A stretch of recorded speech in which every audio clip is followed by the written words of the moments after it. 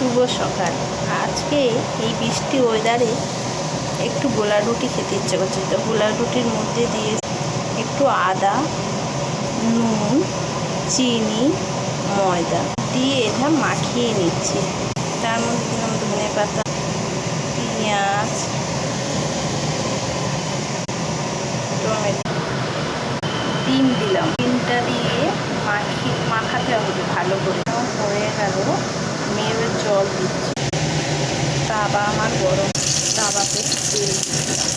তাওয়ার মধ্যে এই গোলাটা দিলাম, দিয়ে সমান করে পাতলা করে রুটির মতো। দেখছো কেমন উঠে যাচ্ছে গোলা রুটিগুলো। আমার গোলা রুটি কমপ্লিট। আপনাদের যদি কারোর ভালো লেগে থাকে আমাকে লাইক, সাবস্ক্রাইব আর শেয়ার করুন।